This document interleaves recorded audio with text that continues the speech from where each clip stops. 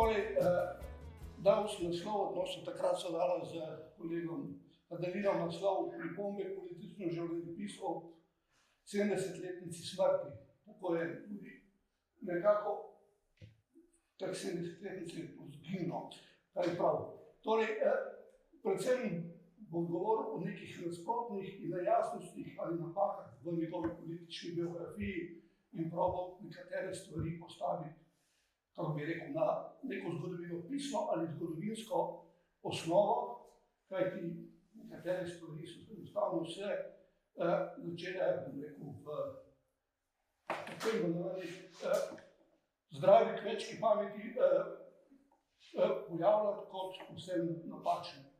To je tako kot zgodba o Slovenski železnici, ko vsak po dobri kmečki pameti reče v času Marije Terezije. Marija Terezija je umrla 1780, James Watt je prvi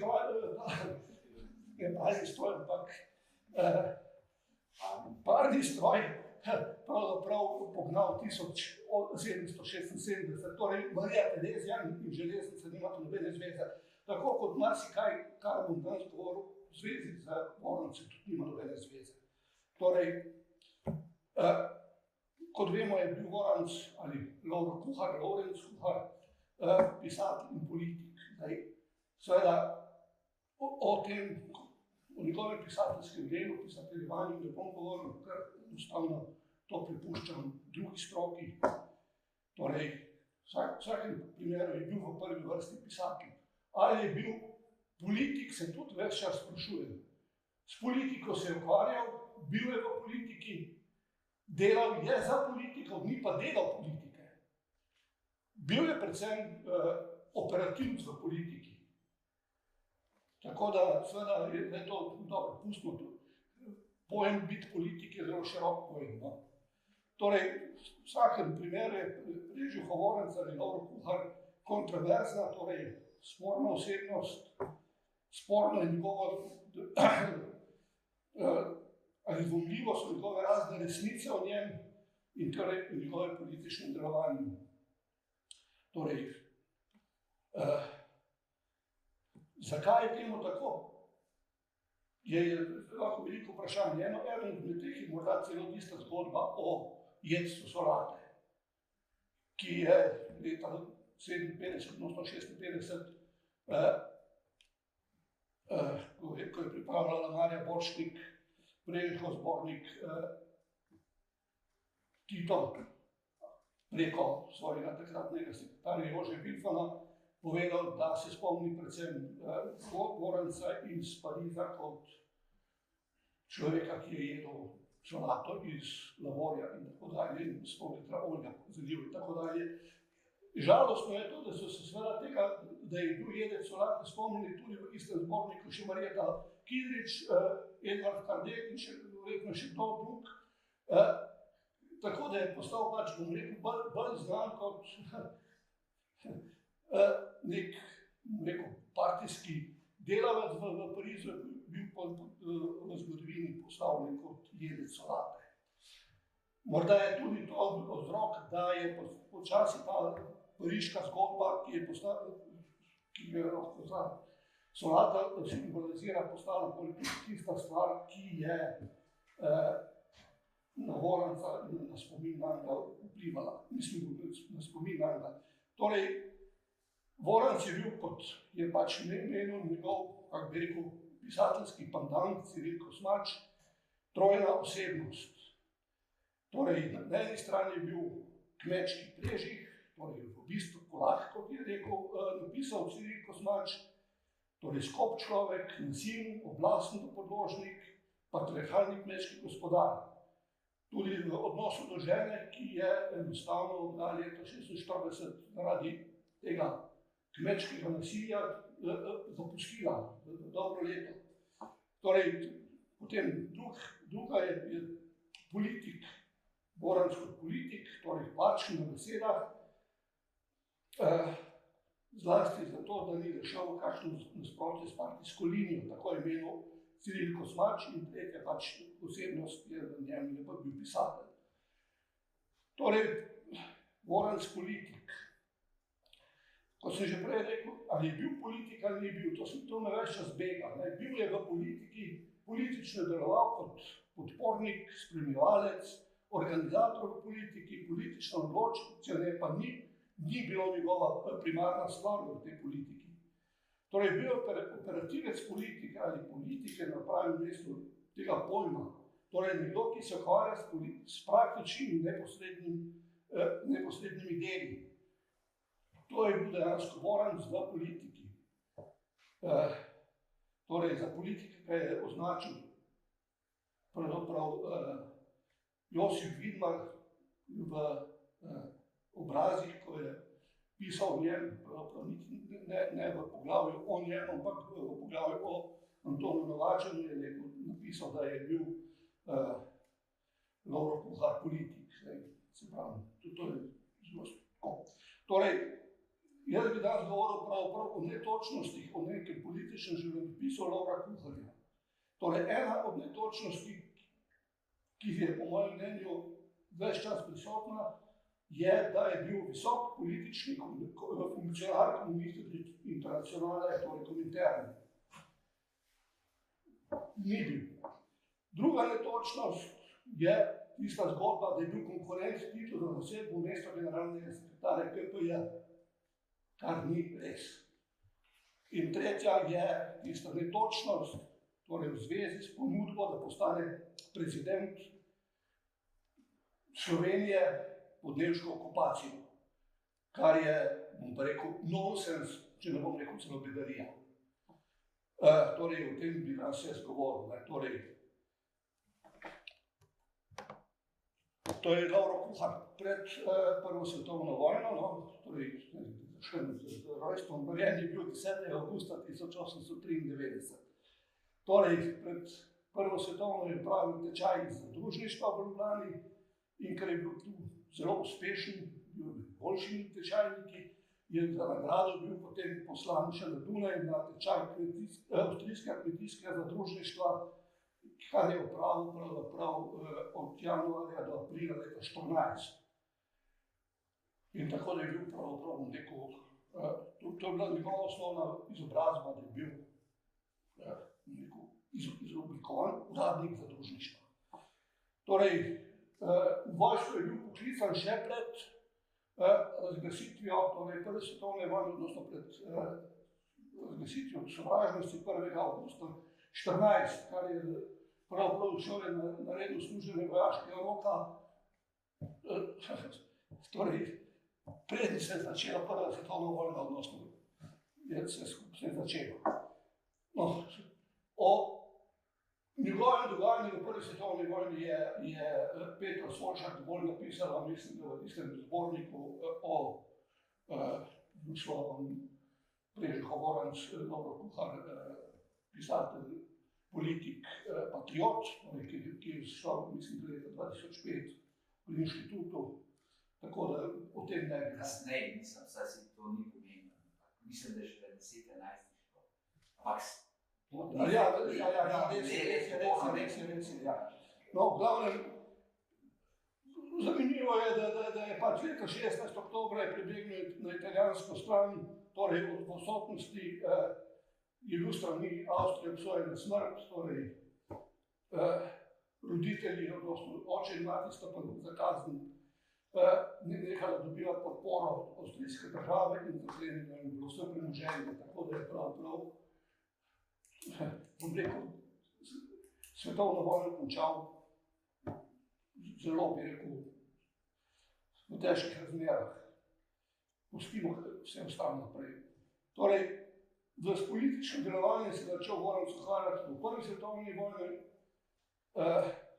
teh revolucionarnih, socialnih, odnosno komunističnih ali kakšnikoli nazorov, kako lahko jih že imenujemo, se je navzel med služenjem v vojski. Torej, eno prvih njegovih dejanj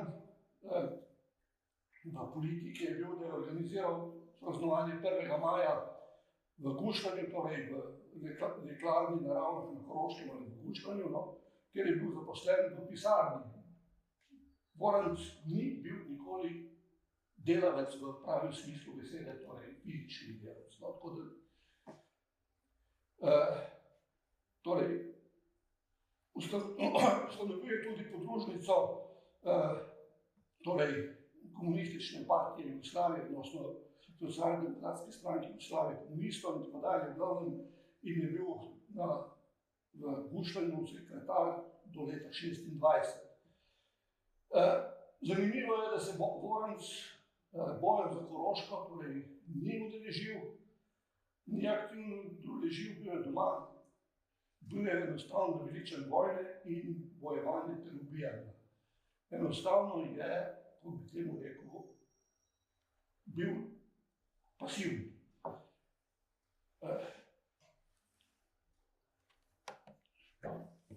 To je podoba iz 20 let, ko je takšnega že približno poznamo. No.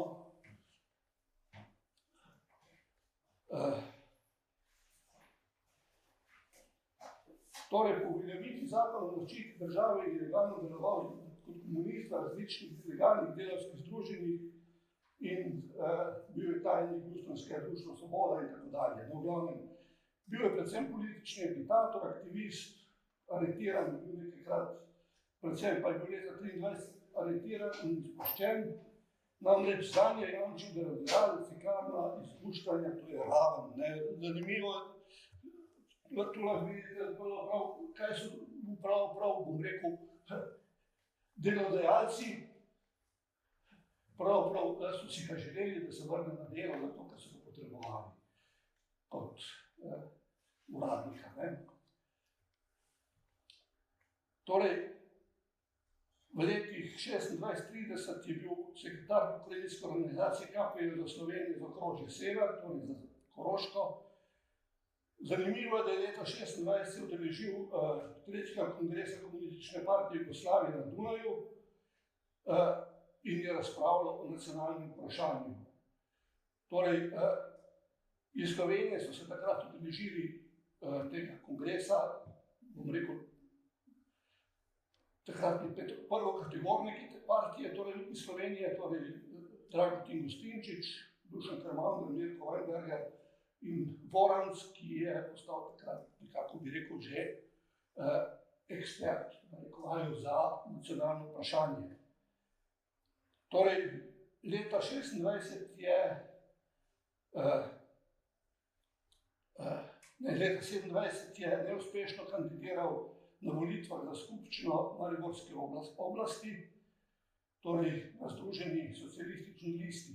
Na listi je bil kot drugi, prvi izvoljen je bil takrat Vinko Möderndorfer in je tudi bil potem poslanec te oblastne skupščine, ki je do leta 1929 delovala. O tem je mnogo napisal Mirko Stiplošek, tako da o tem ne bi jaz ne. Torej, po uvedbi šeststoangarske diktature se je leta 1930 izognil aretaciji, torej in je bil v odsotnosti obsojen na 6 let zapora. Zdaj, ta njegova imigracija, začetek imigracije so kasneje dopovedovali, da je pravzaprav pobegnil, kar je poneveril denar Bratovske skladnice, odnosno ukradel in je zaradi tega migriral. To je potem seveda tudi v času, ko so ga leta 1943 ujeli, Slovenc prinesel, slovenski dom in tako dalje. Kasneje se je izkazalo na sodišču leta 1931, ko je bil v odsotnosti procesiran, da so mu to oprostili, da to sploh ni res, ampak bil je obsojen, kot sem rekel, na 6 let zapora po zakonu o zaščiti države, seveda v odsotnosti, kajti bil je že v emigraciji. Torej, leta maja 30 do novembra, odnosno konca oktobra 1939 je bil v emigraciji. To je izloženo v 20 letih. Tu je zdaj ta, bi rekel, en kratek seznam teh njegovih postaj emigracij. Enostavno se vidi, kje se je gibal. Kot veste, je to popisal tudi v knjigi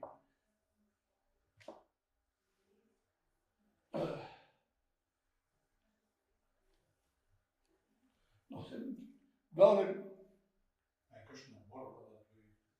borba na tujih tleh je, no, se pravi, tam je prav vse skupaj, bom rekel, zelo natančno popisal, zelo zanimivo branje, zlasti kar enostavno, dobro, nekatere stvari je, bom rekel, razložil, recimo, poglavje v Romuniji je izredno zanimivo začetek, kajti kot da bi bral današnjo stanje v Romuniji ali pa v času Ceausesca, mislim, skoraj enako.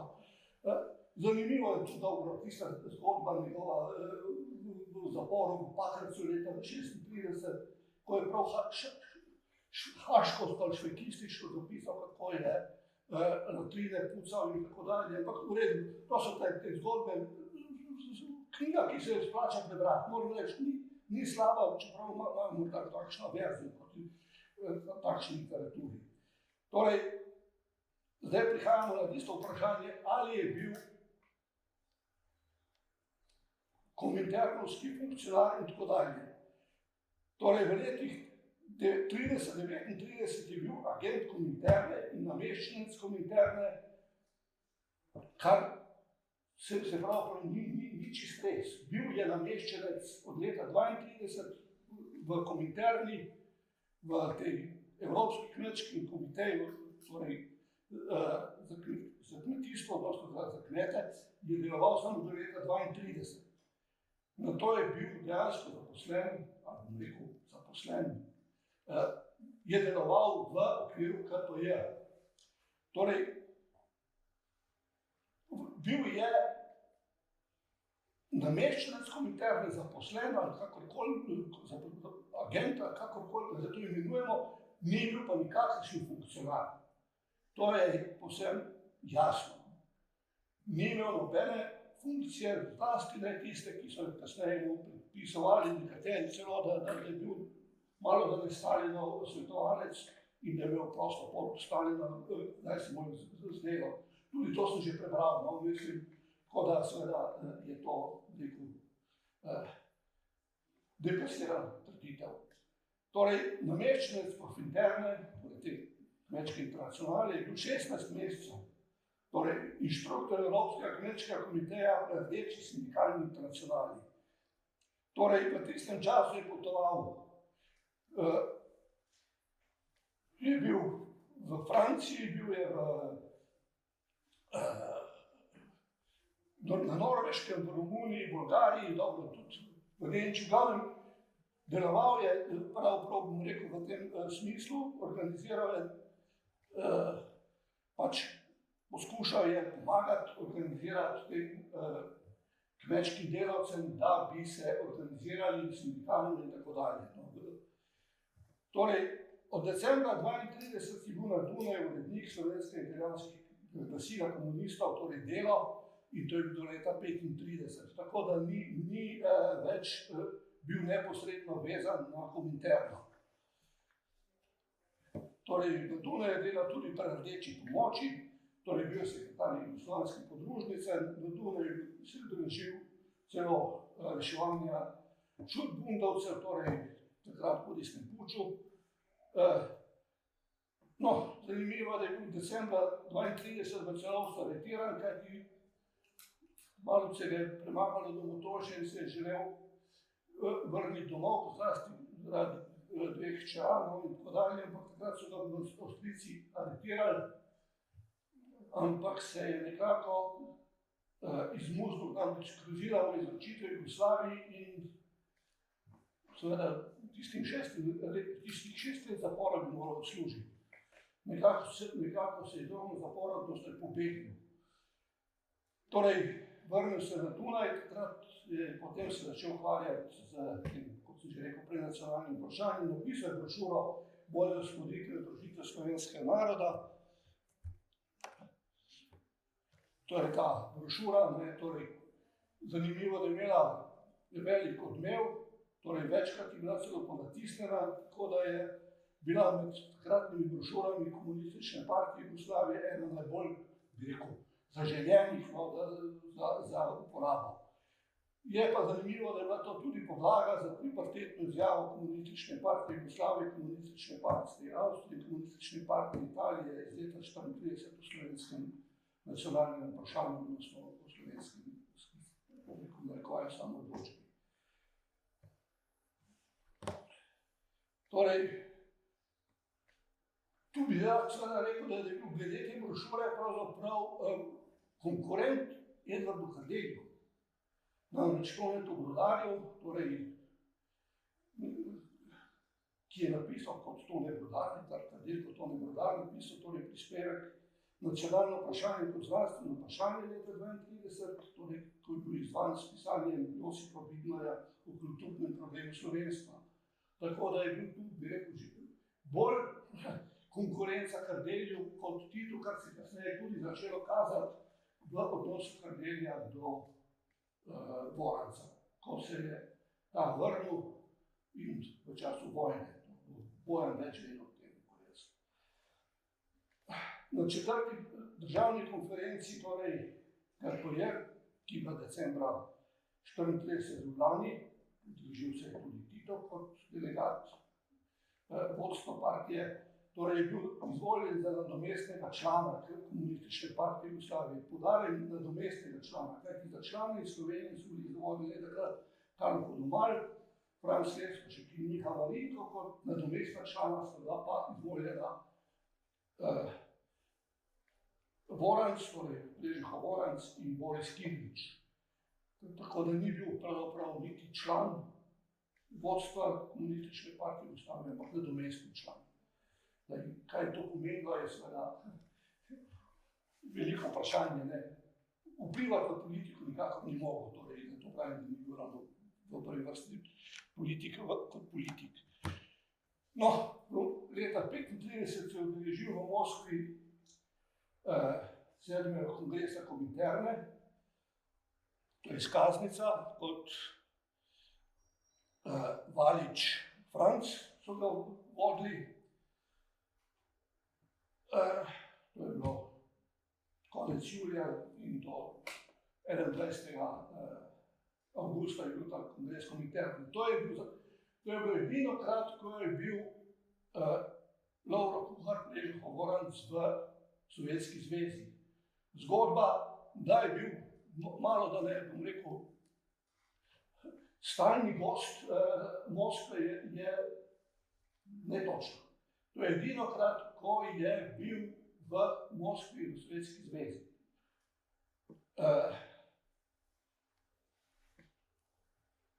Bil je pravzaprav delegat s posvetovalno pravico, ni imel niti, bom rekel, polnopravnih pravic, on je lahko bil samo svetovalec. Mislim, tako da je pravzaprav, bi rekel, nekoliko nižji rang imel kot vsi ostali, naprimer. Bil je pa zanimivo edini slovenski delegat na tem 7. kongresu Kominterne. Tako da je pravzaprav hecno, da je pravzaprav bil poslan, ampak bil torej bi rekel, za nekoliko nižjo sažo. Torej, po končanju kongresa se je v Pariz vrnil že v drugi polovici septembra 1935, tako da je pravzaprav po mesecu dni v Moskvi odpotoval. Stalina ni videl, tako kot tudi drugi udeleženci kongresa so Stalina videvali samo, kot se nekdo kasneje spomnil, da se je skrival z raznimi stebri in tako dalje in posluša, kaj govorijo, ampak nikoli se ni pojavil in nikoli ni z delegati tega kongresa govoril. Tako da Stalinu ni imel nobene zveze. Tako da zgodba o tem, da je bil Stalinu najmanj svetovalec, je stvar izvita in neumna.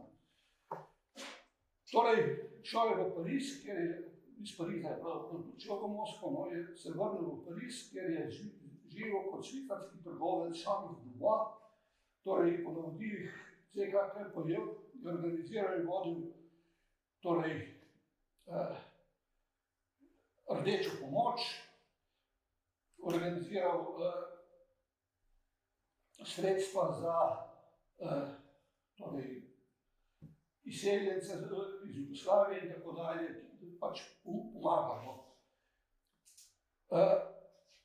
Leta 1936 je bil pa na to hitro poklican na Dunaj, dobesedno pozvan na Dunaj. Vladimir Čopič mu je dal direktivo, da naj gre na Dunaj, kjer naj bi prevzel posle organizacijskega sekretarja stranke. Poudarjam, da je tu zdaj ta catch, kjer se je začelo zamenjevati, kaj je organizacijski sekretar in kaj je generalni sekretar KPJ. Takrat je bil, leta 1936 je bil generalni sekretar Komunistične partije Jugoslavije Milan Gorkič. Torej, v tem času je bil pač poklican Voranc na Dunaj, da naj organizira torej, konferenco, državno konferenco Komunistične partije Jugoslavije, ki naj bi bila v Pragi. To je z Dunaja potoval v Prago, kjer ga je pa aretirala češka policija in je ostal, bom rekel, zaprt od marca do julija 1936 v Pakrcu, v Pragi.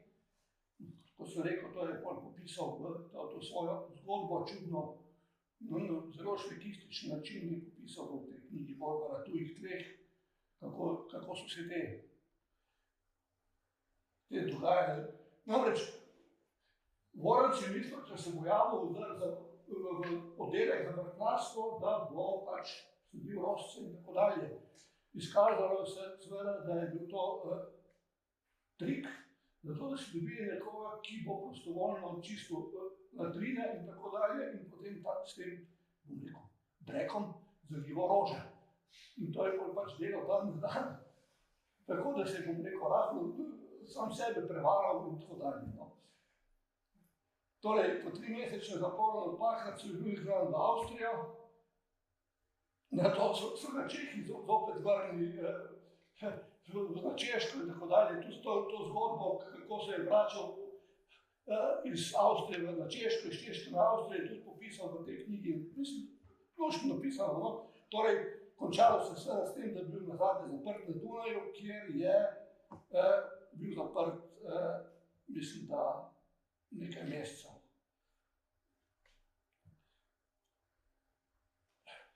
Res je torej, kot sem prej rekel, leta 1936 je bil predviden za organizacijskega sekretarja KPJ. Kar pa pomeni, da ni bil konkurent Titu, ker Tito takrat še ni bil niti organizacijski, kaj šele generalni sekretar. To je bil čas Milana Gorkiča, ko je bil generalni sekretar KPJ. Torej, kot nesvojni organizacijski sekretar bi lahko bil konkurent Titu o tistem, kar se danes več čas govori, v zvezi z Vorancem, češ bil je konkurent Titu in zato je padel v nemilost Titu. Pri Titu je stvar drugačna. Namreč, Tito je postal organizacijski sekretar šele takrat, ko si je prevzel to funkcijo, ko je bil Gorkič že zaprt, odnosno aretiran v Moskvi, torej leta julija 1937, in takrat je Tito postal organizacijski sekretar in si tudi prevzel funkcijo generalnega sekretarja KPJ iz samega enega razloga, kajti brez sekretarja, brez vodstva partije bi Kominterna, Komunistična partija Jugoslavije razpustila, zato je enostavno Tito, bom rekel, si uzurpiral to oblast, zato da je lahko partija naprej delovala. No, da tu imamo podobo Tita iz 30 let, takrat je bil znan v Kominterni kot Walter. No in tu se je začelo, bom rekel, to obdobje, ko sta,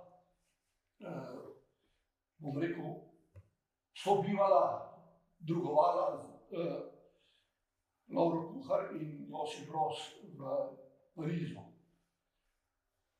Torej, potem, ko je odslužil avstrijski zapor, se je leta 1937 poleti vrnil v Pariz. Takrat torej, je tam že bil Tito, ki je pač, kot sem rekel, bil organizacijski in generalni sekretar Komunistične partije Jugoslavije.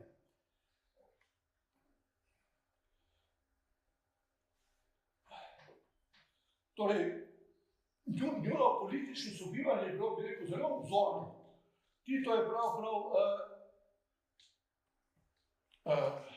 Vorancu zelo zaupal, torej tudi zaupal mu je, ko je Tito odpotoval na primer v domovino leta 1938, da je nadomeščal,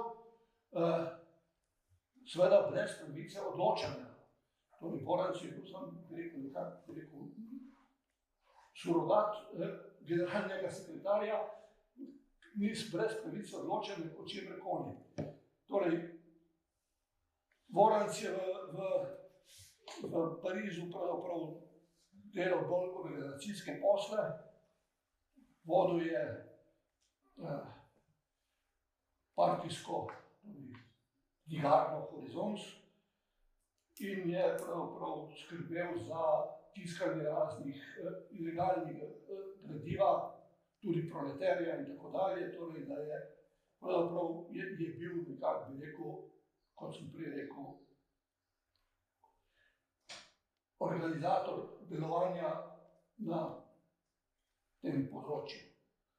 Torej, o političnem sponu in zatonu Brižnega Voranca v KPJ v 30 letih najboljše, da preberete video, da že lahko barite v tem prej omenjenem zborniku Lovro Kuhar, pisatelj, politik in patriot. Tam je zelo natančno, tako natančno, da včasih že nekako, bi rekel, že rabiš skoraj, da dodatna pojasnila so pojasnili vse te zadeve. No, to je tudi iz časa v Parizu, ženo Marijo, torej Mico, ki je takrat prišla v nekaj časa v Pariz in je pravzaprav prevzela gospodinjstvo ne samo Voranca, ne samo moža, ampak je skrbela kot gospodinja Kuharca tudi za ostale člane vodstva partije, za Tita, Kidriča, Marjeto Kidrič in Kardega in tako dalje, tisti, ki so bili takrat v Parizu. Kot sem že prej rekel, ko je Tito pač leta 1938 odpotoval v domovino, v Moskvo, je prepustil pač vodenje partije Vorancu, vendar brez posebnih dovoljenj, da tako sklepa. Torej, v tem času v Parizu seveda je prišlo med Tita in Voranca do nesoglasja. Šlo je za spor, ki ni imel nobene zveze s politiko, ni imel nobene zveze z konkurenčnostjo Voranca Titu, kajti Tito je bil generalni sekretar, Voranc nikoli ni kazal niti želje potem, tako da vse tisto, kar se dostakrat čulo, češ Voranc je bil konkurent Titu in ga Tito za to ni maral in tako dalje, ni res. Do nesoglasja ali spora je prišlo predvsem na osebnostni ravni. Bila je osebnostne narave, torej trg dveh različnih karakterjev in dveh različnih tipov delovanja ali, če hočete, konspiracije. Torej, ni šlo za politično razhajanje.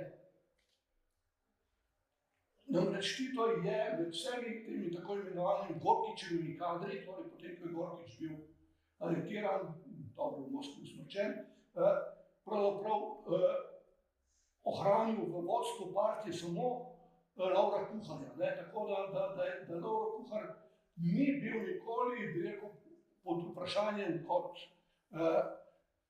frakcija Milana Gorkiča, torej nasprotnika Tita, ampak ga je pravzaprav Tito ohranil v svojem, bom rekel, političnem občestvu. Torej, med njima je prišlo, kot sem rekel prej, do osebnostnih razhajanj glede delovanja.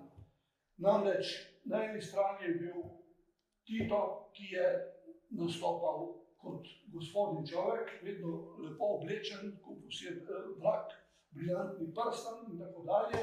Na drugi strani je bil Prežihov Voranc, ki je bil pač, kot bi rekli, Koroški power.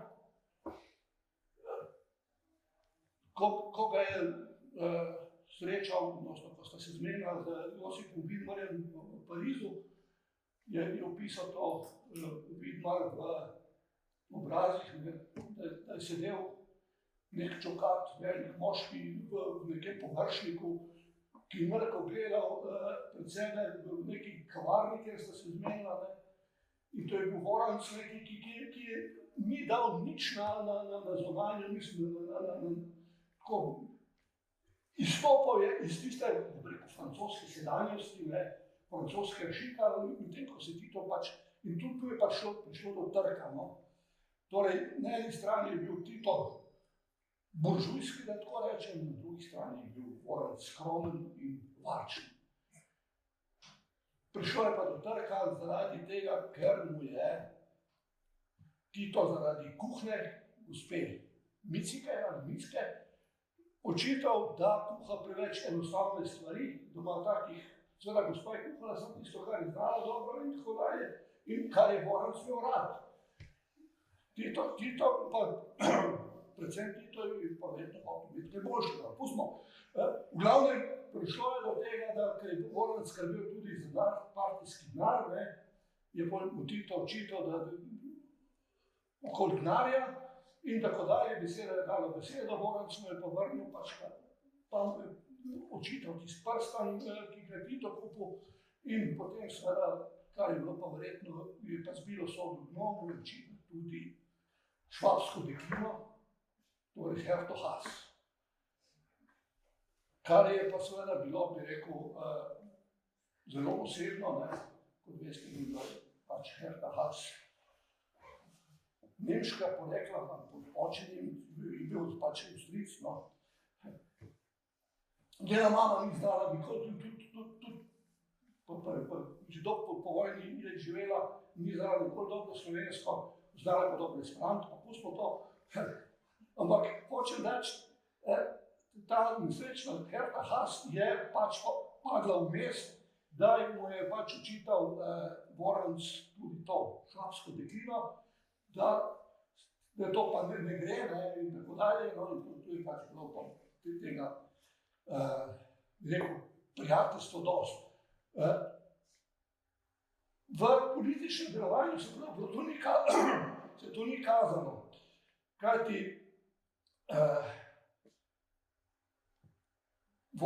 Voranc je bil še vedno, bom rekel, politično dovolj dobro pri Titu zapisan, ker Tito mu je na primer leta marca 1939 poročal v Pariz za prošnjo, da naj posreduje poročilo dalje o tistem srečanju v Bohinjski Bistrici, kjer se je pač formiral ta Titov centralni komitej Komunistične partije Jugoslavije.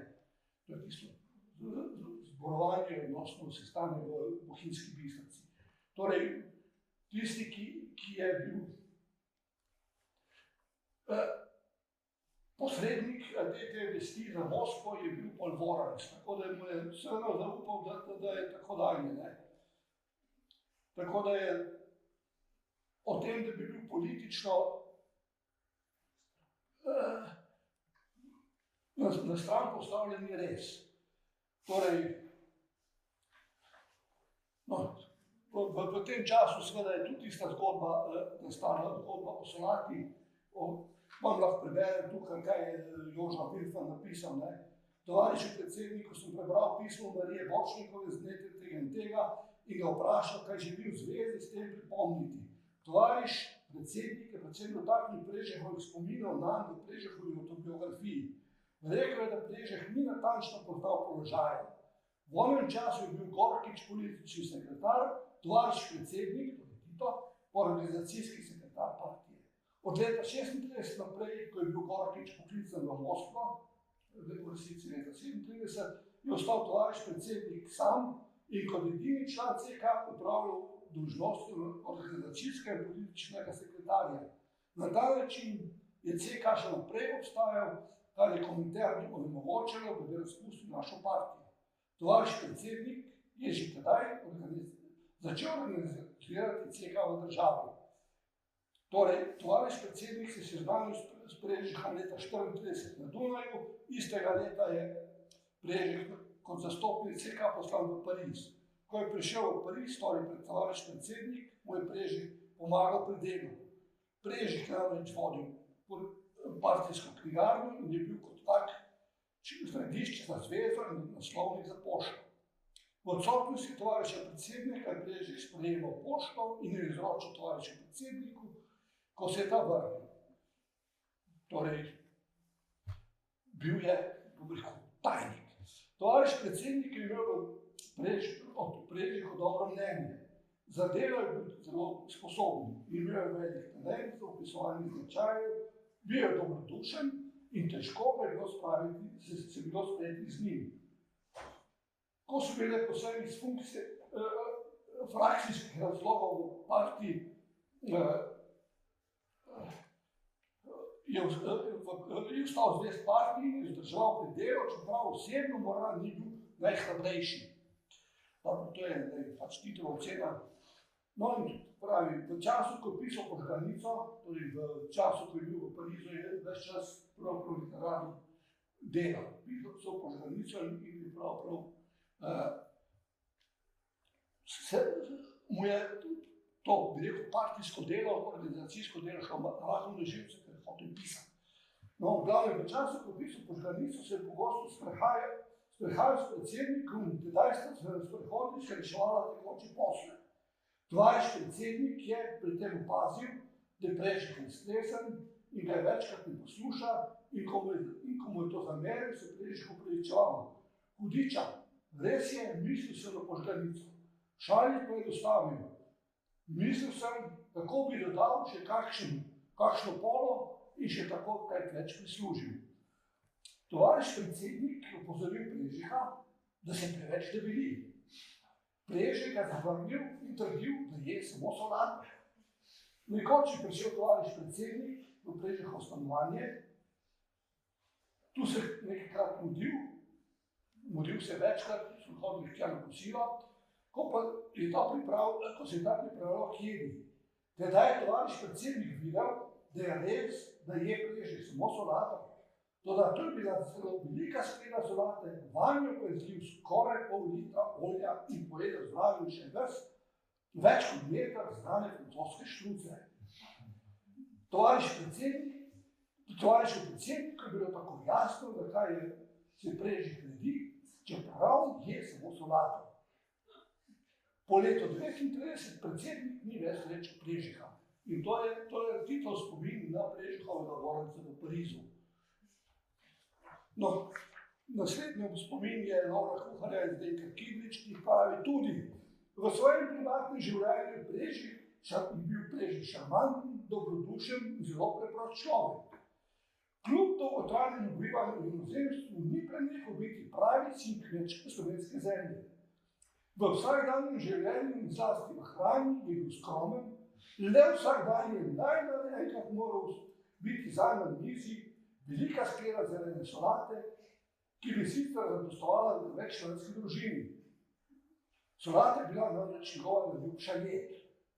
No, in naslednje tudi spomini Edvarda Kardelja na Pariz in na Prežiha. Sestali so stanovali v njegovem stanovanju, često ob veliki skledi solate, ki je bila njegova strast, zaradi katere med nami velikokrat predmet veselih šal in tako dalje. Zdaj, to je ta zgodba o solati, ki je postala vprašanje, ali so se skregali zaradi solate. Solata je bila samo prispodoba nekega pripira okoli košte, ki jo je pripravljala gospa žena. Torej, spor z Tita in Voranc je bil res banalen, pravzaprav šlo je tako gospodinjski zadev. Tako da prav je vse skupaj, bi rekel, malo smešno, no, ali pa bom rekel žalostno. Torej, o tem naj bi pripovedovala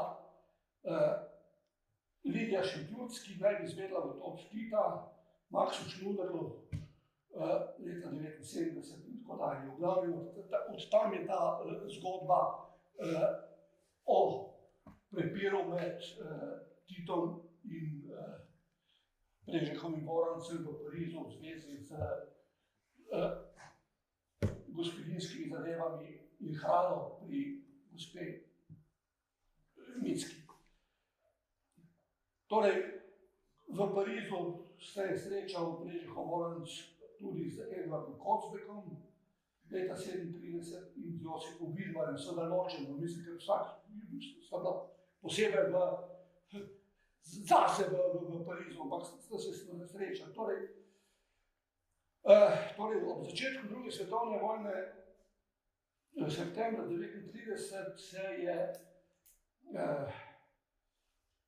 Voranc izognil aretaciji in je kljub Titovemu navodilo, da naj ostane v Parizu, odšel v domovino, kljub nevarnosti, da bo zaprt na tistih 6 let zapora, na katerih je bil leta 1931 obsojen.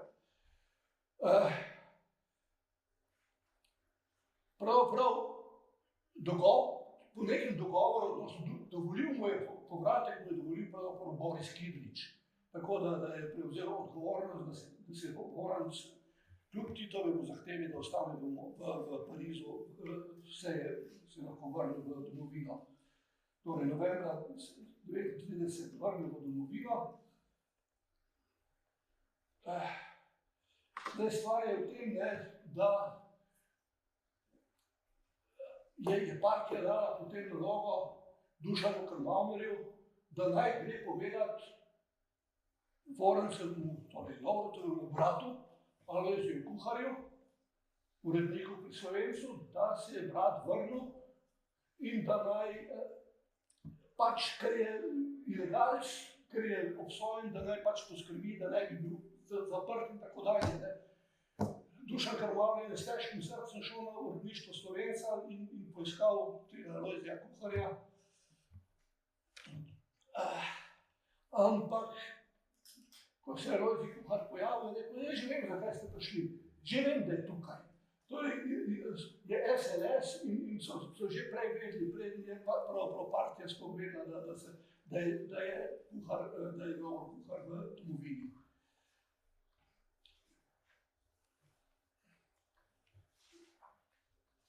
Torej, v domovini je bil v dvojni ilegali. Bil je v ilegali pred oblastjo, da ga ne bi zaprla za tistih 6 let, na kar je bil obsojen, in bil je tudi v ilegali, ali rekel drugače, bil izoliran strani partije in to po naročilu Edvarda Kardelja.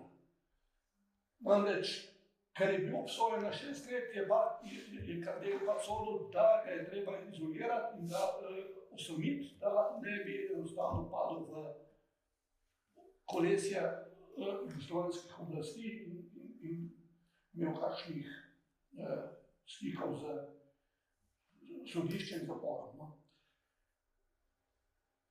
Seveda je vprašanje, je bil razlog res samo to, da so ga hoteli zaščititi, ali je bil razlog tudi v tem, da so ga hoteli, bom rekel, osamiti ali oddvojiti od partijskega vodstva. To je namreč zanimivo, da je bil na Čebinskem kongresu, ustanovnem kongresu Komunistične partije Slovenije pravzaprav v odsotnosti izvoljen za člana CK-ja. Seveda te funkcije nikoli ni upravljal, ker je bil pač v tujini in je bilo to res samo na papirju, ampak v naslednjih letih je enostavno to njegovo članstvo v CK-ju, Komunistične partije Slovenije ugasnil. Ni se več omenjal. Po Vinski konferenci leta 1940 je bil, ga več ne omenjajo niti poimensko in tako dalje. Bil je pač enostavno odpad iz partijskega vrha, odstranjen ali bom rekel, izoliran. Torej, partija ga je osvobodila političnega dela in mu je dala možnost, da pisateljuje. To je bilo nekakšno, bi rekel, na eni strani, bom rekel, v narekovaju kazen, partijska kazen, na drugi strani je bila pa to velika nagrada za Voranca, da je lahko pisateljeval. Torej, živel je v ilegali v Ljubljani, odnosno na okolici tam v Zadobrovi in tako dalje, v Mokronovu, in drugo svetovno vojno je dočakal v Zagrebu. Torej začetek in je doživel nastanek tudi države NDH. Torej v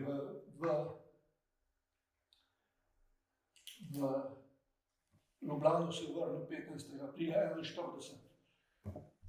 Bil je, tako bi rekel, on je odšel sam, Leo Rupnik je bil pa izgnan letos 41 iz Zagreba, pustimo, to je druga stvar. Torej vpliv Lovra Kuharja v stranki, torej v Komunistični partiji Jugoslavije in Slovenije splahnel, torej ni imel več nobene zveze z partijskim vrhom, enostavno so se ga znebili, čeprav v javnosti še naprej veljal za vplivnega komunista. Naprimer, Dušan Sernec je poleti 1941 smatral, da je Lovro Kuhar predsednik naših komunistov. Namreč skupaj z Kidričem, Beblerjem in Voranc tudi obiskal Serneca in ga nagovarjal, da naj se priključi Osvobodilni fronti. In takrat je seveda bil trdno prepričan Sernec, da je Prežihov Voranc eden pomembnih, ali celo predsednik naših komunistov, kot je povedal. Torej, druga svetovna vojna, torej na začetku okupacije se je vrnil v Ljubljano, kratek čas je živel v Ljubljani legalno, to pa je kot znan komunist moral ilegalno. Torej, spet je delal na terenu, bil je aktivist Osvobodilne fronte, vodilni, kar niso pustili blizu, niti Osvobodilne fronte, niti Komunistične partije, v glavnem bil je aktivist, bil je človek terena. Torej, sodeloval je v organizaciji skupine štatskih beguncev, skrbel je za kulturne delavce, za zdravstvo, za finance in tako dalje. V glavnem, bil je zelo aktiven v vseh teh pogledih. Zanimiv je pa, bom rekel, incident, ali bom rekel afera, kakorkoli, torej nesporazum, ki je nastal jeseni leta 1941 v zvezi z Vorancem, v zvezi z Osvobodilno fronto in z krščanskimi socialisti. Namreč zaplet se je zgodil, ko je Prežihov Voranc nagovarjal Antona Trstenjaka, da se priključijo Osvobodilni fronti, in je seveda malce nespretno tudi omenil povojno kolektivizacijo, podržavljanje, ukinitve teološke fakultete in tako dalje, kar je pa seveda vzbudilo velik revolt, grozo pred tem Antonu Trstenjaku, in je potem tudi obvestil Edvarda Kozbeka, ki je začel potem to stvar reševati. Namreč, Kozbek je smatral Voranca kot enega kot najbolj strpnega komunista, torej ga ni videl kot nekega grozno rdečo pošast, kot en bolj strpnega, in se mu je zdelo malce čudno, da je tako prostodušno govoril o teh stvareh. Potem so to razčiščevali na relaciji Kocbek, Kidrič, Voranc in tako dalje. Očitno je Voranc v svoji prostodušnosti, ko je pač mnogokrat, kar se bom kazal še na drugih primerih kasneje, pač uporabil morda neprimerne izraze ali bom rekel sklope besed in seveda je bil narobe razumljen. No, v glavnem, potem so to stvar razrešili, je pa res, da je ta incident, tako rečem, pa nesporazum povzročil, da je tako imenovana katoliška sredina, torej Gosar in Mohorič niso stopili v OF, čeprav je bil ravno namen, da se jih pridobi. No. V glavnem, to je morda bil res fopa Lovra Kuharja v tem času, da je pač, bom rekel,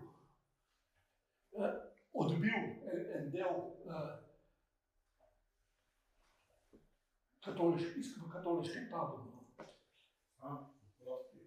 Vse to, kar je rekel, se pa zgodilo. Ja, je, ja.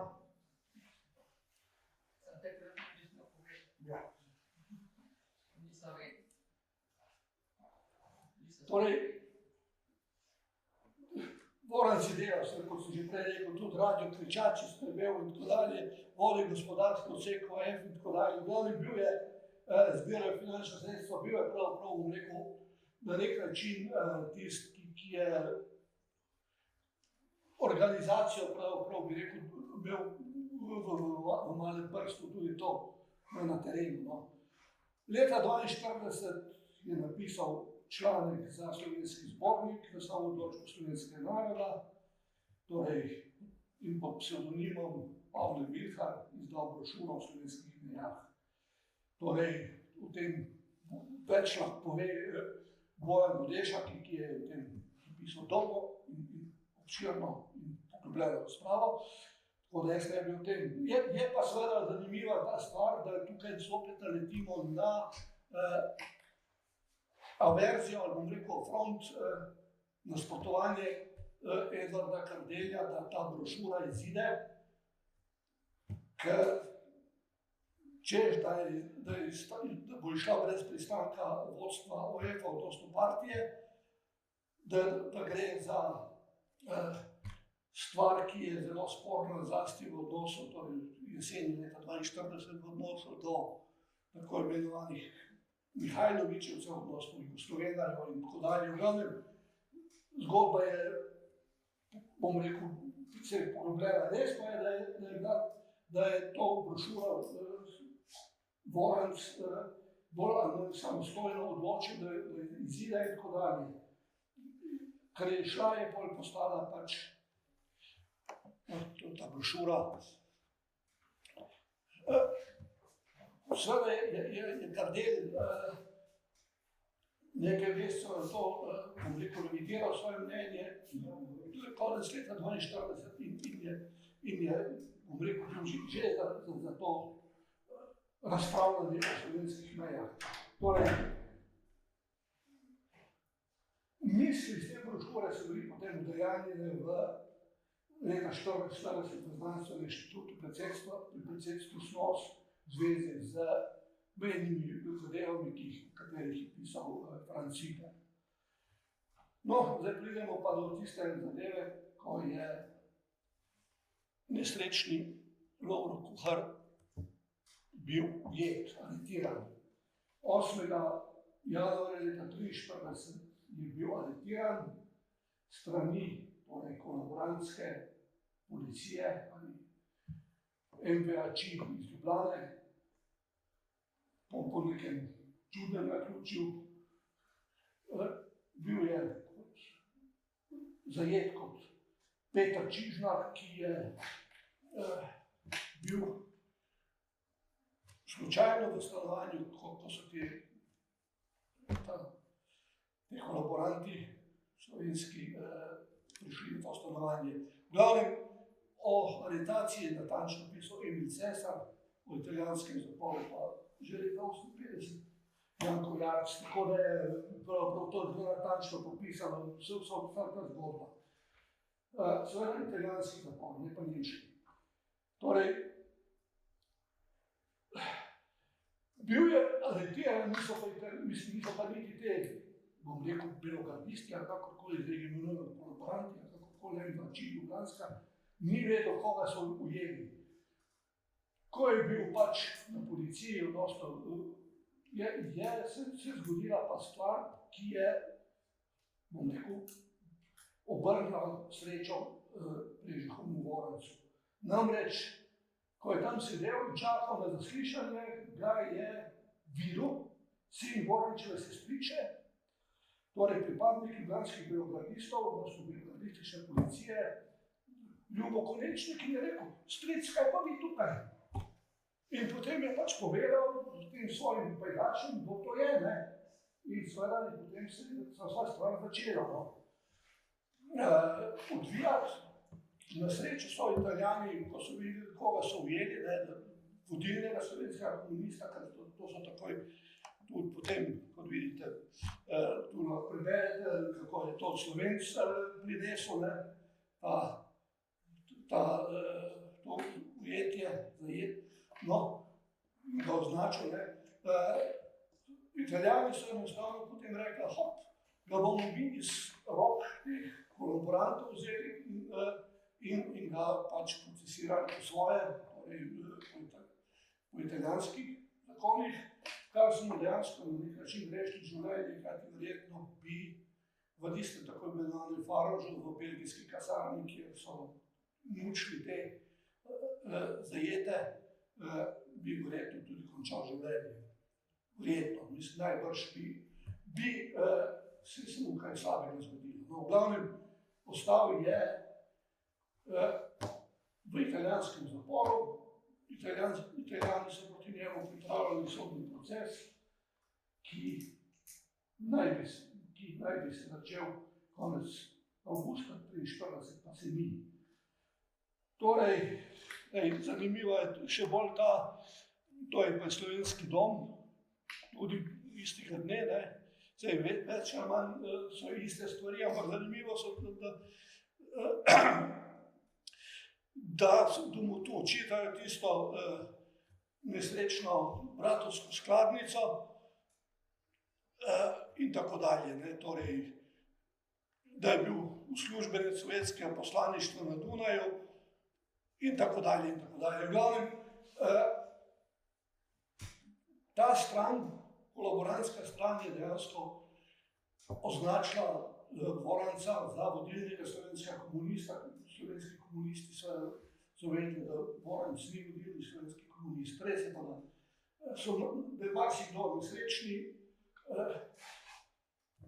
Mislim, marsikdo je končal kot bivši komunist, pa nekdanji komunist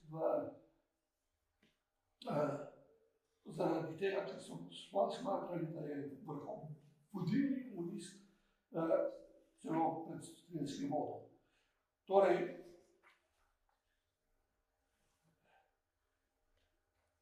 Italijani so imeli v zaporu, ampak želeli so ga tudi Nemci zaslišati, kajti dejansko je Prežihov Voranc kot Korošec pripadal prav v neko nemški državi in seveda so želeli imeti želeli slišati in tako dalje. Zlasti zaradi tega, ker je bil kominternovski človek, v glavnem so želeli Nemci predvsem vedeti, kaj je počel v tistih letih, ko je bil na Dunaju in s kom se je srečeval na Dunaju.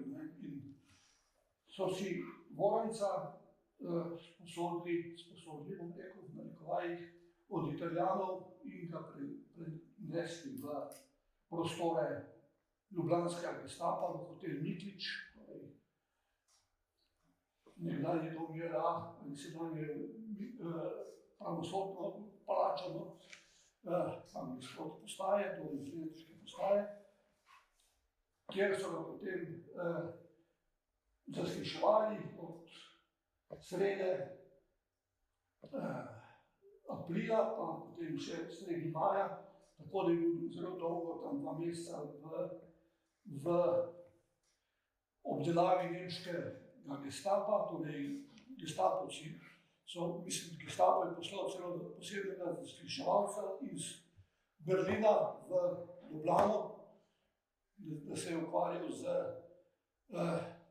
Prežihom in Vorancem. Voranc je nemškim zasliševalcem dejansko razlagal dolge zgodbe o svojem bivanju na Dunaju, povedal je na vse mogoče naslove, kje se je zdraževal in tako dalje, leta 32 seveda, ne leta. V glavnem, dejansko je mešal štrene v gestapu s tem in si kupoval čas, da je bil, bom rekel, na varne, ker Nemci ga niso mogli procesirati ali ustreliti, ker je bil italijansko pristojen, italijanski etnik. Tako da je pravzaprav, bom rekel, z temi dolgimi zgodbami, ki so zaslišani, več so svoje pisateljsko moči uporabil, da v teh dolgih zgodbah, namreč zaslišanja so ohranjena, so tudi prevedena in je tam seveda res razložil vse, ki je bil. Seveda in on, gestapo, je šel vse te naslove, ki jih je na Dunaju imenoval, preverjati. In to je seveda trajalo dolgo časa. Ni bilo interneta, ni bilo telefonov, tako in seveda je to trajalo dolgo časa in Voranc je bil, bom rekel, dobro pospravljen v gestapovskih rokah, da niso Italijani mogli proti njemu začeti procesa, kajti vseeno ga je bilo strah, da ga ne bi kot vodilnega slovenskega komunista tako ustrelili kot Toneta Tomšiča. A so Toneta Tomšiča samo zaradi tega, ker je bil organizacijski sekretar, ustrelili, ali so ga tudi zaradi česa drugega, pustimo danes v primeru. Ampak mislim, da Tomšič je imel tudi nesrečo, da so pri njemu pri preiskavi leta 1940 našli neke načrte ladjedelnice v Vidmu, odnosno v Montfalconu. Ampak pustimo, to je druga zgodba. Torej, sredi maja potem vrnejo Nemci Italijanom Voranca, po tistih zaslišanjih, dolgih zaslišanjih, in ker so nič ugotovili, da je nič koristnega, si jim zdelo, da bi jim povedal Italijanom, ki so pripravili ta sodni proces, ki so rekel, naj bi se začel konec avgusta 1943, pa se ni zaradi kapitulacije Italije. V glavnem, Voranc je v tem času v sodnih zaporih v Ljubljani, kjer ga ob prevzemu oblasti Nemcev v Ljubljani, torej po kapitulaciji Italije, dobijo Nemci in je iz Ljubljane premeščen v zapor v Begnah, v Begunjah. Torej, tam je zaprt, ali so ga tam Nemci ponovno zasliševali, ni znano, ampak bil je do konca novembra v Begunjah, nato je bil poslan v Berlin. Zanimivo, da je bil on poslan v Berlin in dr. Milan Cundar. Ves čas se je govorilo, Voranc in dr. Cundar sta bila poslana v Berlin. Dolgo se ni vedelo niti, kdo je ta Milan Cundar.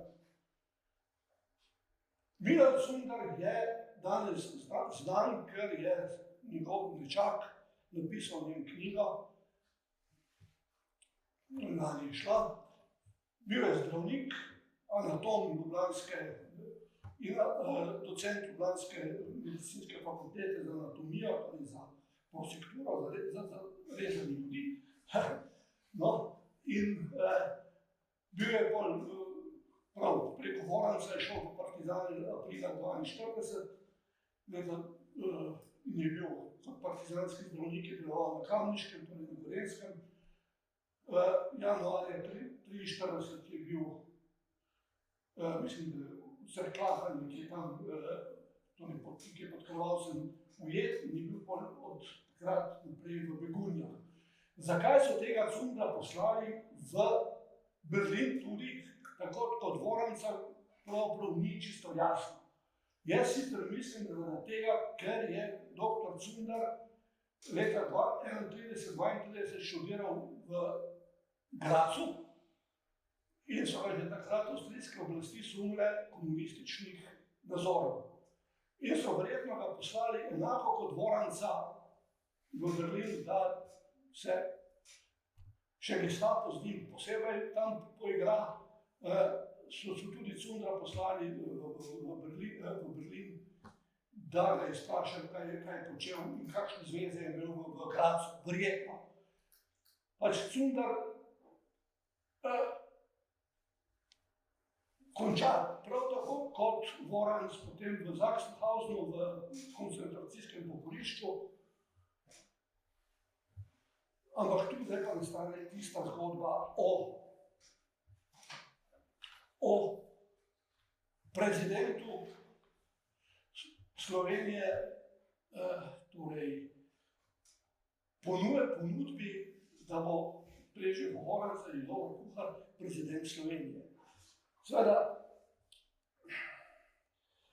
to je čista, bom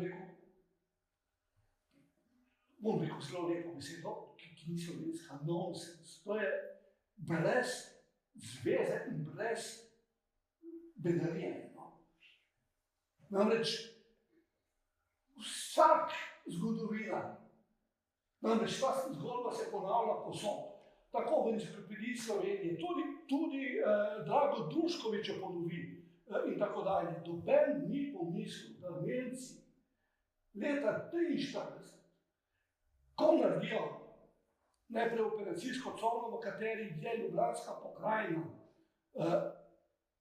kot del te operacijske cone, niti v sanjah si niso želeli in mislili, da bodo zdaj naredili samostojno slovensko državo pod patronatom nacistične Nemčije, ker enostavno tega niso imeli, bom rekel, v zavesti. Ko je 43, ker je to govoril, boljše vedel, ko jaz, Friedrich Reiner, torej Gauleiter, kasneje tega operacijske cone, Koroški Gauleiter, odnosno Šikorensko imel, predlagal, da bi združili Ljubljansko pokrajino, to je že julija 1943 predlagal, preden Italija, Ljubljansko pokrajino in Primorsko, v eno posebno enoto je bilo to ostro zavrnjeno. Zakaj bi leta 1943 decembra Nemci spremenili, ko so šele pravzaprav vzpostavili Rupnika kot prezidenta, spremenili svoje mnenje o slovenski državi, v katero naj bi spadala dejansko tudi Štajerska, za katero je Hitler rekel, napravite mi to deželo zopet nemško. To tak, bom rekel, Šalabajzer, ki take stvari govori, da naj bi postal predsednik slovenske države, prezident slovenske države, nima pojma o slovenski zgodovini in o zgodovini druge svetovne vojne. Amen. To, bom rekel, je samo ogorčenje. Kako je pa bolj veliko? Poglejte, 4. maja 1945, ko Slovenc objavi sklepe, Slovenija ostala, torej tako imenovanega taborskega parlamenta, šef življenja in smrti v Ljubljani in na tem območju, general Rezinger zmori in začne preganjati te slovenske državnike, ki se poskrijejo kot v mišje luknje in se ga bojijo. 4. maja, Hitler je bil 5 dni že mrtev, pa Nemci niso niti pomislili, da bi lahko nastala samostojna Slovenija in tako dalje, z njimi ali proti njim. Torej, govor o tem, da bi bil Lovro Kuhar predsednik Slovenije pod patronatom Nemčije je bedarija. Prosto po Shakespeareu je to oslavija.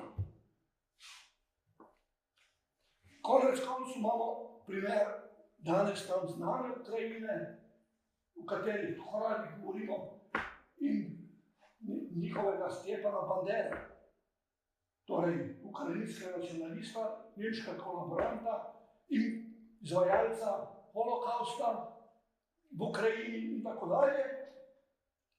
Ko si je Možakar zaželel samostojne ukrajinske države, so ga najprej dali v hiški zapor, končal je pa potem do leta 1944 v Sachsenhausenu, prav tako kot Voranc in kot dr. Cunder.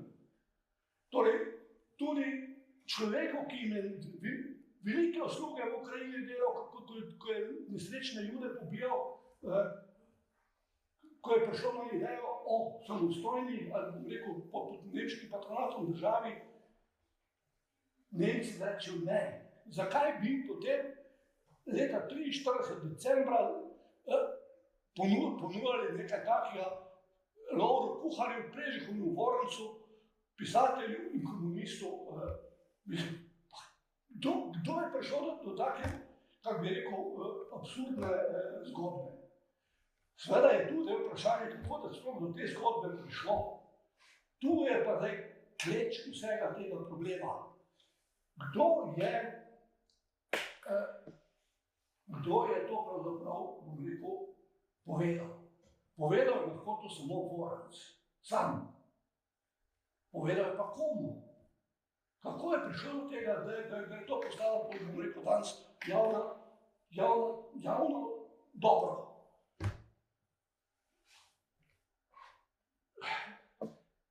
Kot veste, se Voranc sredi maja po osvoboditvi že vrne v domovino.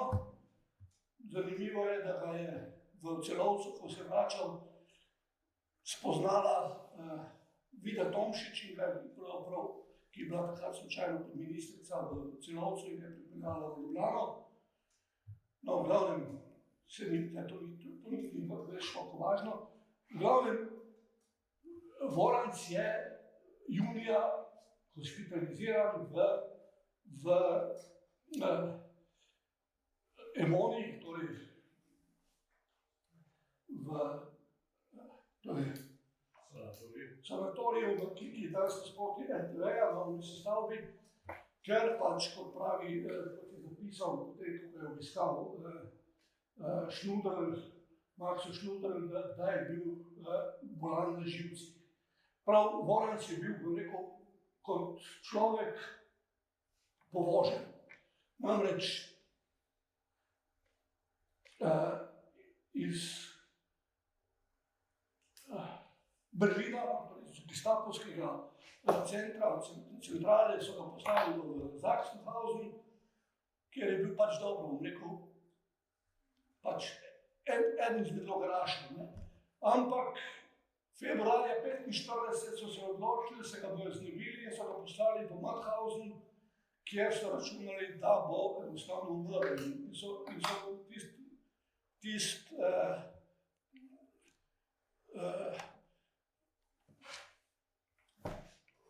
vse tiste, ki so jih takrat poslali iz Mauthausen, pustili, bom rekel, skopane na mrazu in v upanju, da bojo zmrznili. No, slučajno sta to opazila dva arestanta, odnosno taboriščnika, ki sta spoznala, da je med temi eden Slovenc, to je bil Prežih Voranc, to sta bila dva Mariborčana, eden se pisal Mate Utovič, drugi je bil Bruno Gerlovič, ki sta potem, Mate Utovič je bil namreč frizer in je imel pač te naloge, da te arestante, odnosno zapornike striže in je imel pač možnost gibanja, ne? In sta pol Voranca enostavno, bi se temu rekel, ugrabljali se in ga skrila in ga enostavno, bom rekel, varovala, da ni več bil izpostavljen. Takrat, ko je bil ves prebražen, se ga dejansko z lastnim telesom segrela, tako da ni zmrznil. No. V glavnem, Voranc je pač v teh doživel, bom rekel, res hude stvari in enostavno je bil živčen, no. Živčen, res je bil.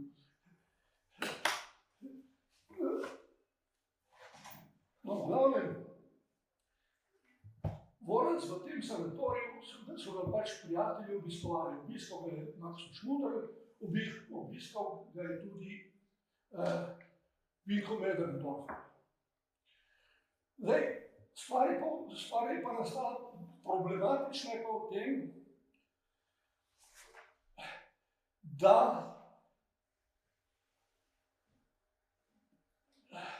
Drago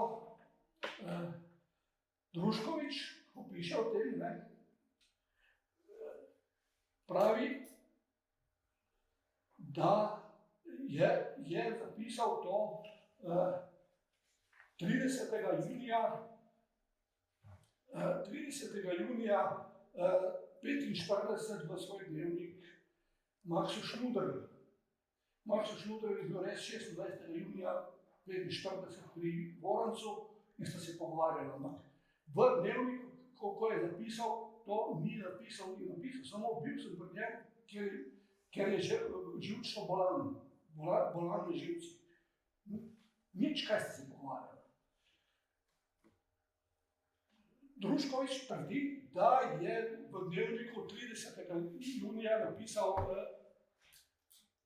da mu je pripovedoval Voranc, da mu je bilo ponujeno to prezidentstvo. O tem ni Schmuder nikoli nič napisal. Je pa o tem napisal neko poročilce Vinko Medrendorfer, ki ga je tudi obiskal v tem sanatoriju in je tam pač ta stavek, ne, da naj bi Vorancu ponudili bla bla bla in kar je odklonil. Jaz mislim, da je Voranc vedeti je treba, da bil Voranc bom rekel, poseben hecni človek. Bil je pikar, bil je zelo, kako bi rekel, svojevrstnim smislom za humor, svojevrstnim cinizmom in tako dalje. In je verjetno v pogovoru, ko je bilo, kako pa bi bilo, ne, je rekel, bilo je tako fajn, da so mi celo ponudili to, ne.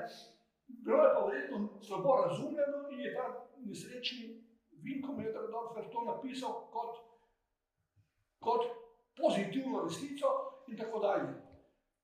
Zdaj vam bom povedal, zakaj jaz mislim, da je bilo tako. In zakaj pravim, da je bil Voranc posebna vrsta pikrosti in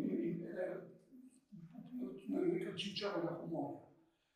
No, leta 1948 je pisal temu Gerdoviču, ki ga je v Mauthausen rešil, mu napiše pismo, pač glavnem, ki ga pokonča tako. Zakaj pustite bivšega župana Juvana, če hodite po cesti in ga ne zaprete zato, ker ni napravil tramvaja, ki bi prišel čisto zastojen, ako bi ga bili pred vojno napravili. Zaprite ga, takoj. Namreč, čisto enostavno bi rekel, svojevrstni tip humorja, ne, mislim, župan Juvan je bil SLS-ovski župan pred drugo svetovno vojno v Mariboru. In ta, mislim, tak bi rekel, črni humor, ki ga izraža ta Voranc, ne, v zvezi s tem Juvanom je tudi verjetno v zvezi s samim sabo, ne. In tako da je verjetno prišlo do bom rekel, fake newsa ali bom rekel, napačne interpretacije njegovega njegove izjave. No. Jaz se tako predstavljam, ampak potem je to seveda začelo krožiti okoli. Ampak vsak od zgodovinarjev zlasti, ki so take stvari, bom rekel, ponavljali, bi mogel samo zamisliti, kakšna slovenska država pod Nemci, če niso dovolili. Konec koncev,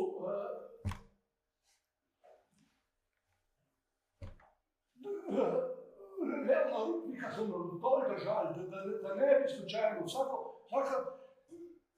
malo pomiganje z kakšnim slovenstvom in slovanstvom je takoj vzbudilo. Konec koncev revija Slovensko domobranstvo, ki naj bi se imenovala Za blago Črnjave in je bil naslovnica narisana,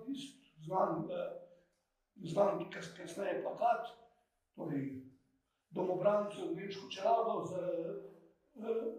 in tako dalje, ampak tudi Lipovim listje, ki je bilo zraven narisano, so Nemci enostavno to prepovedali, ko so ugotovili, da to Lipovo listje je simbol slovanstva. Ne bomo se o tem pogovarjali, vi spadate pod Nemče, amen. In zakaj pri 43. leta decembra nekemu zapornikov, komunistov in tako dalje ponujajo to, mislim, oprostite, to je res smešno. No. Torej, verjetno je prišlo do nekega, bi rekel, šuma v tej komunikaciji med enim od obiskovalcev z Vorance, ker o tem je lahko povedal sam Voranc. Seveda, žal je potem ta stvar, ko je bila, kako bi temu rekel, to nemško zaslišanje in tudi ta stvar s tem zapisom Vinka Möderndorferja arhivirana, je tu odigrala vlogo tudi Lidija Šentjurc, ki je potem leta 1979 na nekem plenumu Osvobodilne fronte v Kotlah, v Ravnah, kjer so govorili o Vorancu, tudi to zgodbo povedala. Imela je pa res dostop do gradiva, na katerem je držala roko in tako dalje, tako da se seveda vsi sklicujejo, vse je to Lidija povedala in to je partija potrdila. Pa nima nobenega dokaza. Nobenega dokaza ni imela niti Lidija, niti noben, da bi Vorancu Gestapo karkoli ponudil in karkoli, da bi se v zvezi s tem zgodilo. Tako da je ta zgodba, kot sem rekel prej, nonsens, brez smisla. Zdaj, ja, lahko tukaj spet skočil. Prosim. Kje pa je ta datum napisan december 43? Ja, takrat je bil v Berlinu. v Berlinu. Ker poleg je še Micka, ne? Pa otroci. Tiste tudi zdaj... Obeh hčeri in žena so bili pa poslani v Ravensbrück. Kdaj je bilo tisto izsiljevanje, pa tako naprej pri Micki? Jaz to zdaj iz podzavesti pričal. Mogla je biti tudi 43. leta v jeseni. V glavnem, ampak on ni vedel, on pojma ni imel, kaj se z ženo dogajalo in kaj z hčerami dogaja, ker je bil od januarja naprej izoliran in ni imel nobene stike, tudi noben ni razmišljal o tem, da bi ga reševal iz zapora, tako so skušali Tomšiča in tako dalje. No, potem je seveda tista zgodba še iz leta 43, ravno iz tistega časa, torej iz časa Jajca, torej, kar o čem piše Josip Vidmar, torej, da so Nemci dali pobudo, da bi zamenjali ujetnike za nekega nemškega majorja in je pač Vidmar predlagal Titu, da naj zamenjajo Prežnjega Voranca, dobil pa je odgovor, da se bo Voranc znašel že sam in naj predlaga koga drugega, ampak to torej bom rekel, je vodstvo osvobodilnega gibanja, jugoslovanskega ali ti to osebno, enostavno Voranca prepustil usodi. Ampak pustimo, to je, bom rekel, tista sporedna zgodba s to gestapovsko zgodbo, no. V glavnem, ja, prosim, ja.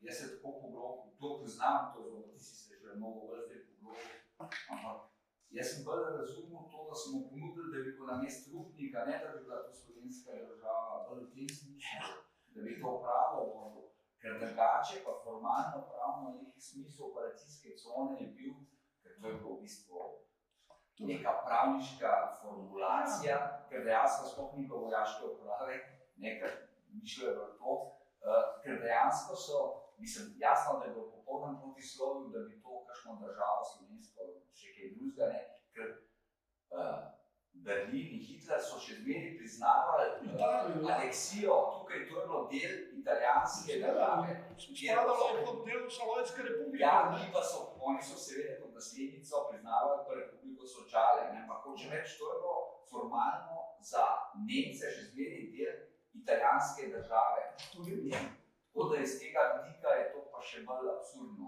Mislim, zakaj bi Nemci, ki so komaj inštalirali Rupnika, konec koncu 1. decembra, kjer ga podpiše sploh šele Rainer odlok o slovenskem domobranstvu, tako dalje, že prav, že to obstaja, zakaj bi potem ob istem času menjavali z nekim res za njih nepomembnim človekom. Vsa stvar ne pije vode, no, mislim, stvar je, kako bi temu rekel, res... Mene sam tisto, ko si rekel Middendorfer, pa to nisi povedal, da bi Middendorfer rekel takrat, decembra 1943, ne, so mu ponudili kvalitetno. Se pravi,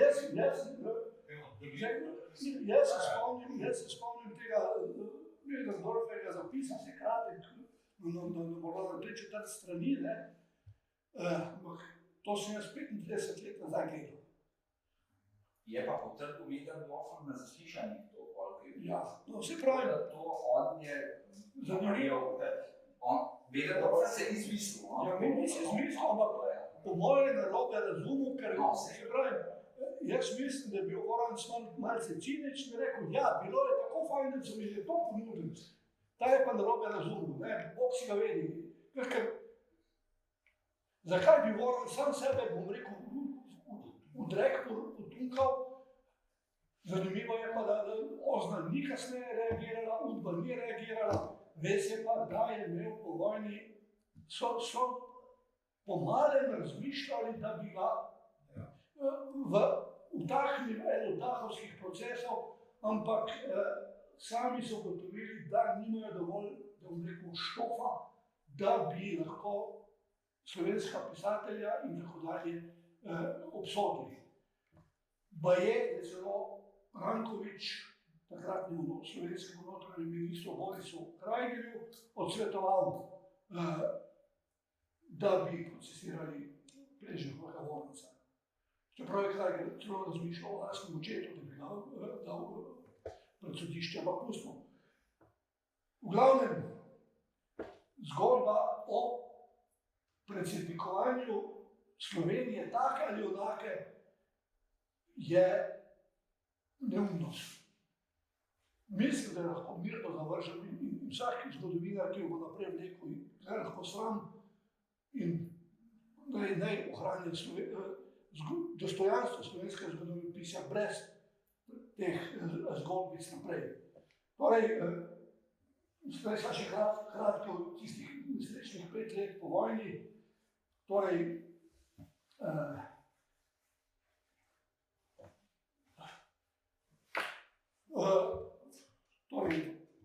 maja se vrne v domovino, je v sanatoriju Mona in se potem poleti 45 preseli na Plečnikovino, ki jo dobi zanimivo, v uživanje. Država mu je dala to v uživanje, ne v lastno, da v uživanje. Do smrti uživanje njemu in njegovi ženi. Ne. Tako da ni bil niti lastnik, formalni lastnik Brežikovine, kjer pač začne kmetovati. To njegovo kmetovanje seveda zgleda tako, da je žena delala na polju noč in dan. On je pa pisal in sedel in pisal in razmišljal, tako da se je nazadnje žena spuntala in mu napisala listek. Dost te imam dio in je odšla za 1 leto in izginila. Ampak dobro, to je druga zgodba tudi. No, v glavnem, v političnem smislu je bil pa novembra 1945, torej na volitvah v ustavodajno skupščino kandidat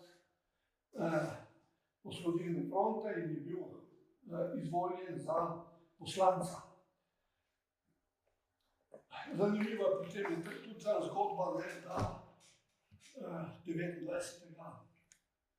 novembra 1945, ko je bila razglašena republika, je bil pač velik sprejem, ki ga je naredil Tito za vse poslance in tako dalje.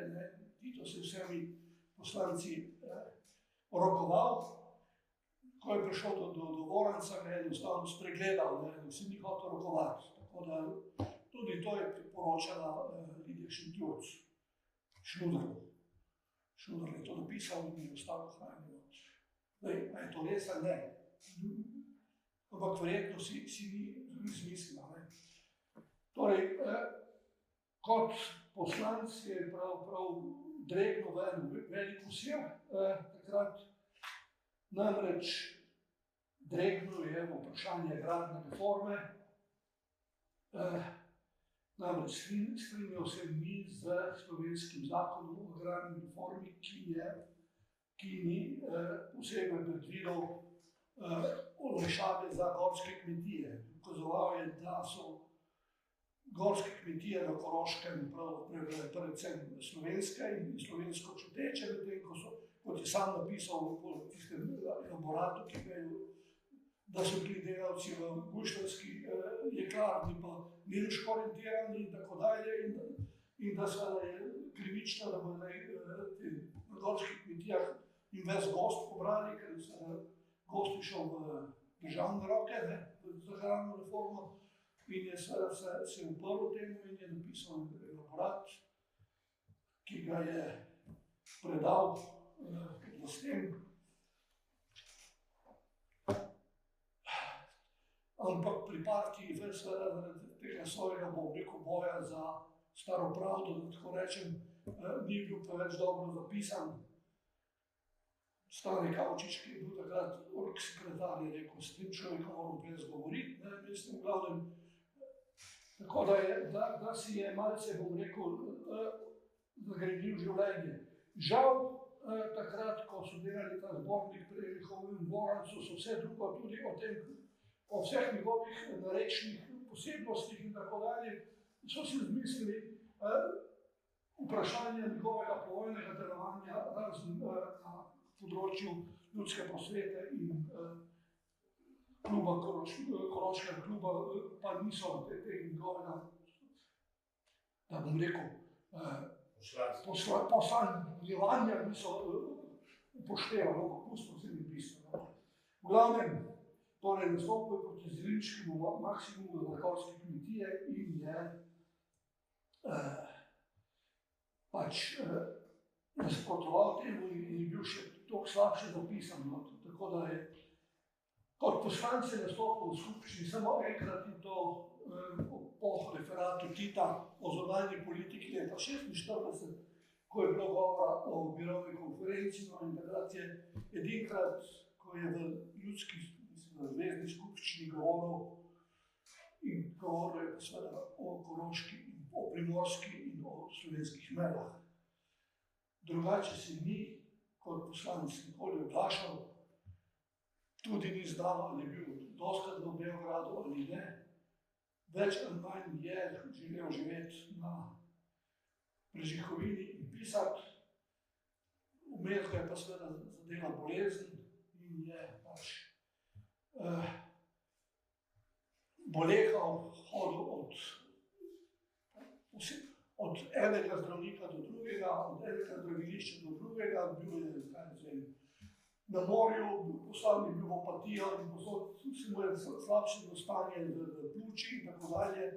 In potem so ugotovili, da je po Mariboru dobra klima za njega in da bi bilo dobro, da gre živeti v Maribor, zlasti pa gre tam tudi bolnica, torej splošna bolnica, da bo pač pod zdravniško kontrolo in so mu namenili tudi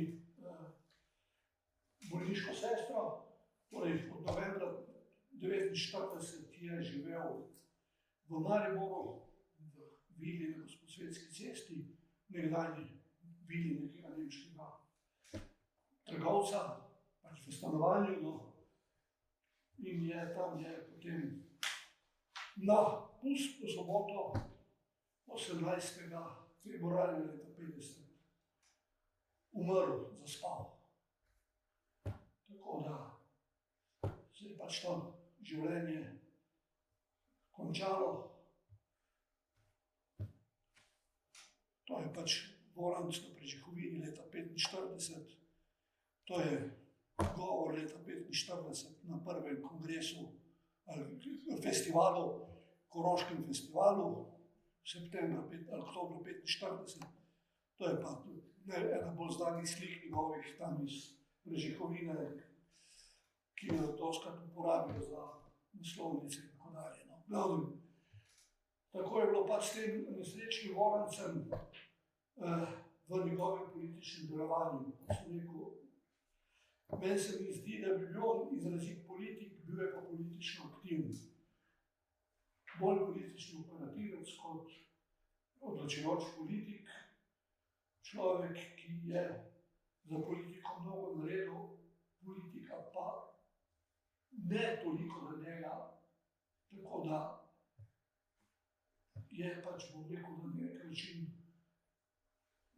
saj bi rekel, zelo pogojno, pač tist, ki ga je tudi revolucija pojedla. Toliko, hvala.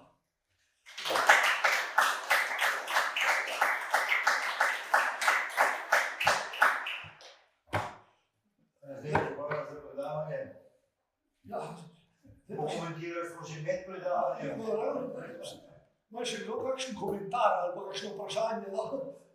Jaz imam vprašanje spet iz podzavesti ali tega spomina dolgotrajnega. Tam se je rekel v plebiscitnem času, neveliča vojne, pa spopadal, da se skupaj se ni angažiral, ampak spomin imam, da je nekje ne bi bil, ali pa celo podpisan avtor samega proglasa komunističnega proti vojni. Ja, to ja, ampak sam v bojih ali v vojni se pa ni angažiral enostavno in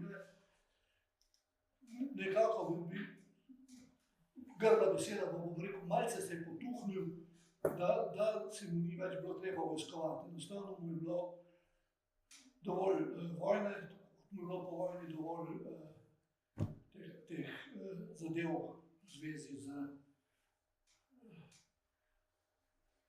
zapori in tako dalje. Jaz bi imel en komentar, da to če bom to pa gledal, vse to bom nekaj. No, ker lahko je žal, pa mislim, ki jih ni, no, ker je bilo res, je bilo dolgo, ampak poglobljen, pa ogromno stvari, no, je bilo povedano, tako da meni je malo žal, no, ker je malo več ljudi prišlo dobro, kako se dali videti, no, ampak je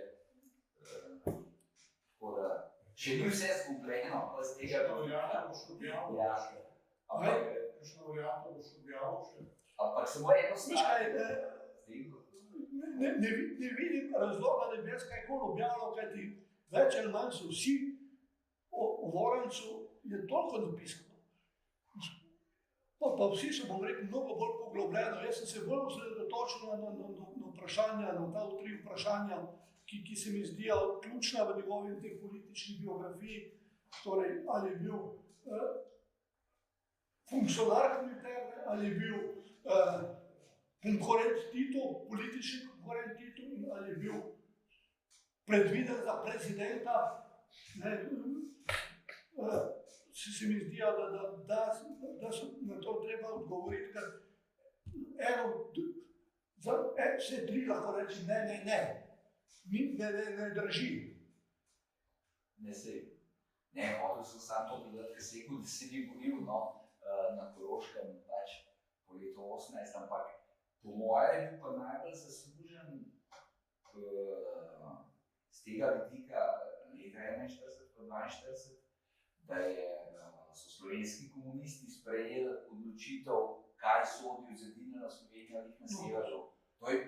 Iz tega se da razbrati, ker prej so bili na stališču, da je štete z leta 1910 merodajno, pol že vemo za Grafenauer in te reakcije, ampak on je bil kot predstavnik komunistične partije v tem in je nekako ni direktnega dokaza, ampak vse tako kaže, da so tudi v teh krogih sprejeli pač odločitev, da se sprejme to, kar je v zadnji imperialistični dobi potujčeno, kar je seveda relativno kako in kaj, ampak je to že maja 42. No, ampak to jaz mislim, da v tej komisiji je to najbolj vplival Voranc, da je, ne komisija je že bila za to, te strokovnjaki, ker pa niso te komisije, pa da je CK to obrazložitev sprejel. No, to je moje mnenje. Sklic kulturnega foruma, tudi je bil omiljen. No, tudi pa vsem tega je še. Dejstvo je, da leta 42 jeseni Kardelj temu pač nasprotuje razpravi o mejah, da nekako mu ni bilo všeč, ali ni mu bilo res všeč vprašanje o mejah, ali se mu je zdelo za malo, da nekdo drugi govori o nacionalnem vprašanju in tako dalje, kako je pa vendar to njegov, bom rekel, fevč. To je zdaj moja, grda podvala. Formalno je bilo dejansko res je bilo lahko mogoče, če je brez vednosti CK-ja, take pomembne odločitve, to zagotovo je bilo. Drugače so pa to vse bilo pol sprejeti, vse isto, kar je bilo prepovedano, je bilo pol. Na osnovi teh njegovih razmišljanj je pravzaprav Citar res razgradil tiste elaborat iz aprila 1944 in septembra 1944, torej znanstveni inštitut, vse vprašanje nejavnosti. O tem ne vem, kako je Janez dosti in tako dalje. Ne bom zdaj vam še tega ponujal. No, tle je on povzel, tle ni bil on davni avtor, so bili Cviter, pa še Cuna Godej, v nekaj časa elaborati zdravljenja. Ni bil, on je povzel to iz teh sej, tako da ne da je on formuliral. Ne, se pravi, on je, ampak tudi leta 1933 je pravzaprav, bom rekel, skupaj z Dragotilom Gustinčičem tisto brošuro napisal. Tako da to ni bila njegova izvorna, on je naredil, ampak po posvetovanju z Gustinčičem, seveda pisnem posvetovanju, ker je bil Gustinčič takrat že v Moskvi. Ja, pa se pa tiste zgodbe še Speranska, Gustinčič, pa je dva.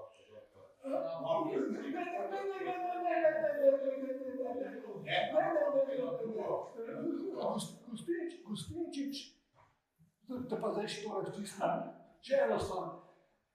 Zgodba o tem, da naj bi Gustinčičev doktorat Kardelj ukradel in naredil potem Speransa. Ne. Gustinčič je napisal doktorat leta 1943 v Taškentu, naj bi ga zagovarjal in govori o socialdemokraciji na Balkanu. In ne govori, manj slučajno prevod teksta, ki ga je poslal Ilija, to je sin, eden od sinov Ilija Gustinčič.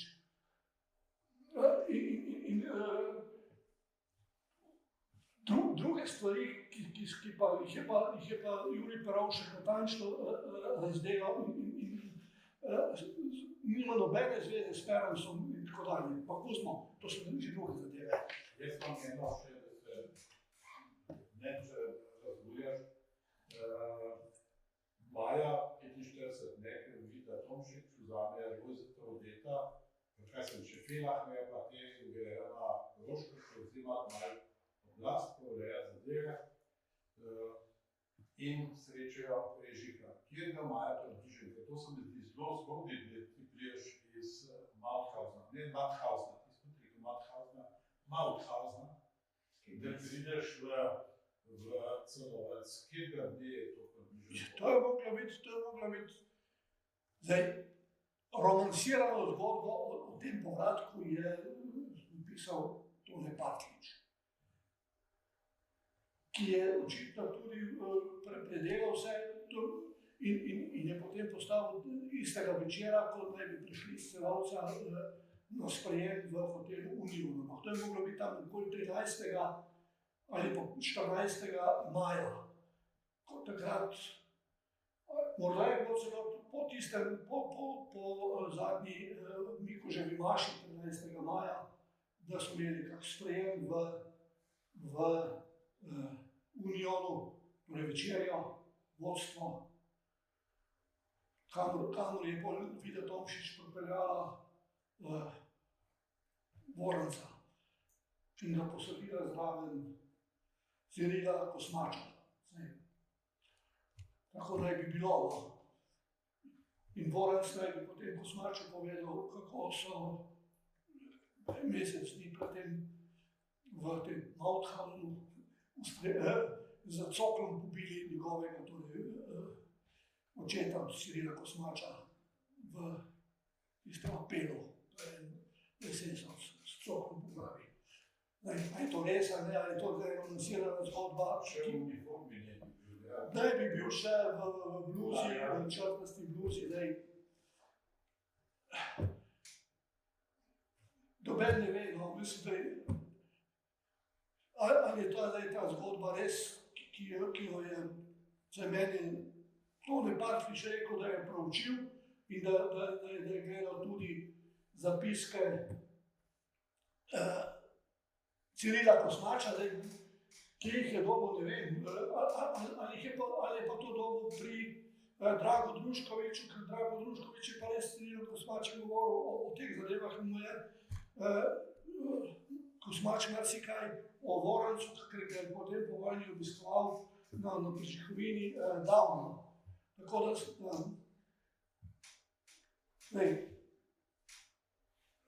zgodb je tudi okoli tega dosti, ampak ne vem, v to se res nisem spuščal. Veliko hvala. Mislim, da smo izčrpali, sploh pa glavna 3 vprašanja. 3 od zadnjih govora.